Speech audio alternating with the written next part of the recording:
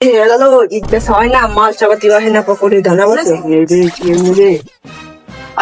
কত সুন্দর একটা বাড়ি বানাইলাম, এখন খালি সারটা দেওয়ার লেগে কষ্ট। ইট তো আছে অল্প কটা, এখন কেমনি কি আর ইট আর কটা ইট লাগে, কটা ইট লাগে। ও আমি তো মেলা ইট আছে। ভাই ইট কত করে দাম?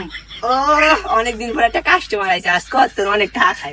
ও একটা বুদ্ধি বেশি জেনে জেনে এই 10টা বেশি 20টা 50টা দেবে 100টা, আর আমি একটু টুটলে কত করে দেবো না, একটা সারমার দিতে পারি। ভাই কেমন আছেন? হ্যাঁ ভাই, ভালো আছে। আপনি কেমন আছেন? এই হালা এতক্ষণ তুই আমার লগে ভালো কথা কই, এখন তোতলা হাজ হয়েছে না, আমিও তোতলামি করে কথা কই। কি বলেন, কি বলেন ভাই?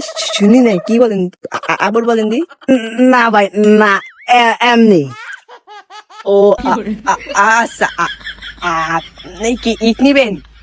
ভাই ইট নল লেগে তো আমি আইছি ভাই, বুঝলেন না গে, কাস্টমারের কথা তো বুঝতে হইব। আমার আবার কথা টোতলা এই 10 টাকা না, আপনি কোন আবার কেনবেন?